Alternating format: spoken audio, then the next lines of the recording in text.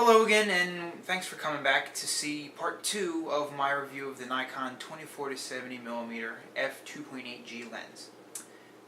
In my review of my strobe frame Pro RL, I promised that I would demonstrate how it worked out when I used the 24-70mm lens on my camera.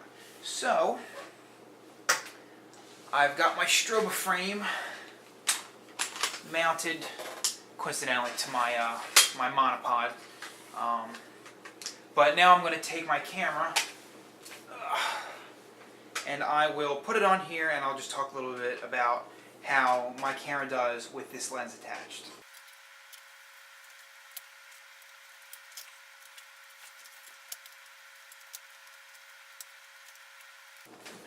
Alright, not exactly rocket science to get this thing screwed on here, but I seem to make it so every time.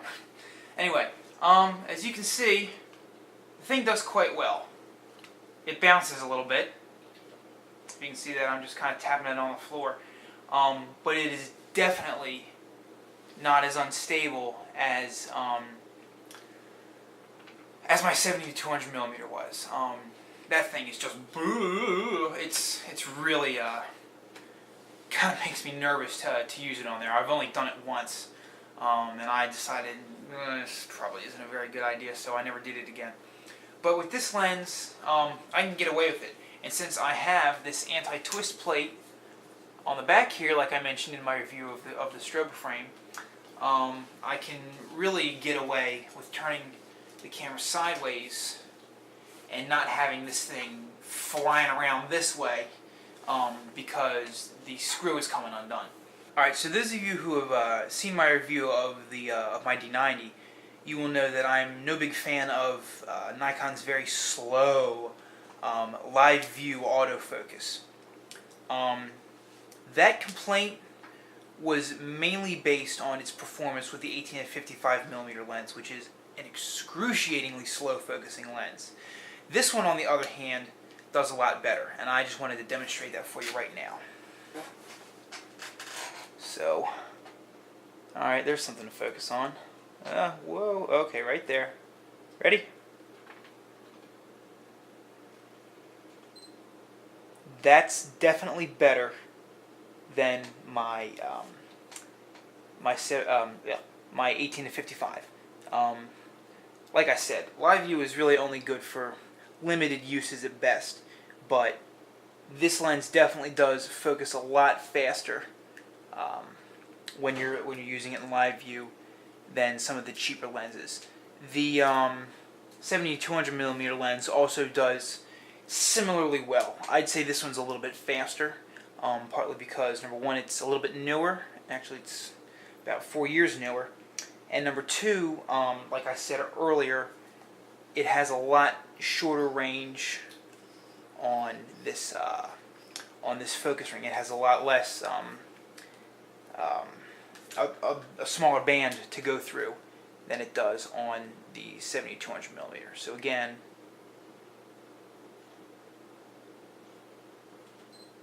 much faster than my 18-55. Now again, as an f2.8 lens, it goes without saying that the pictures that will come out of this lens are vastly superior in terms of brightness to my 18-55mm kit lens, which had a floating aperture from 3.5 to 5.6.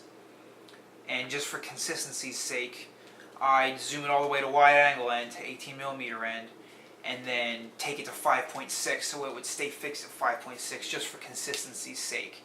I probably shouldn't gripe too much about that, because I could have worked around it, but I chose not to. And I took some photos for school a couple days ago in a particular room in the school, in an assembly hall, where it is consistently difficult to get any decent shots in there, because the color is weird, it's always dark, and it's a very cramped room with bad shooting vantage points. Well, it didn't really change much with the shooting vantage points. The room is still as cramped as it usually is, kind of tough to shoot in. But with a brighter aperture, I was able to get much better auto white balance. I just stuck with auto white balance in there because I was using a speed light. And the brightness and the color were just so much nicer than I've really ever been able to get away with in that room because of the 2.8 aperture. And I used the speed light, which also helped, and my pictures turned out really nice in there. So as a 2.8 lens, it goes without saying that pictures are going to be so much brighter and so much easier to get much better shots with, since this has a 2.8 aperture. Alright, so now I'm just going to talk a bit about how I feel this lens performs in general, and just note some of the things I've noticed about this lens that I like. Like I said earlier, the thing has much better flare avoidance, I guess you could say, than my 18-55 kit lens did. For the amount of money I paid for this thing, I should hope that it does better with flare than that lens. Like I said earlier, that was one of the things that just irked me to no end about that lens, is that if I tried to shoot at f8, I'd get this little purple dot right in the middle of the frame, and it was really a pain in the butt. But this lens is really good at avoiding that. Colors on this lens are great. Sharpness, I haven't gotten a chance to extensively test the sharpness yet. But I mean, the thing is, it really is nice. I mean, it's a pro lens.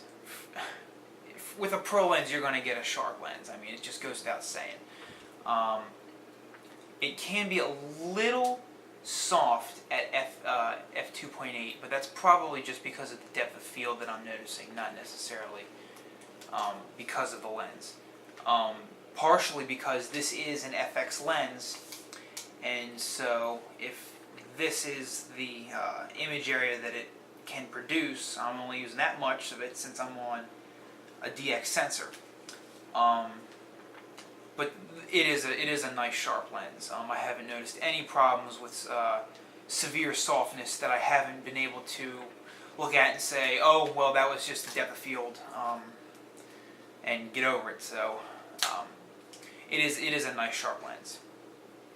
Again, another note about the focus is that the thing does focus so much closer than my 70-200, which focuses so far back. You've got to be, let's see, 5 feet is the closest this thing will focus. 5 feet. That's pretty bad. But whatever, it's a telephoto lens, so you gotta kind of expect that to some degree. But this thing will focus as close as the last foot notation it has on here is 1.5, and that is just after 0.5 meters, and then it goes down to 0.38 meters.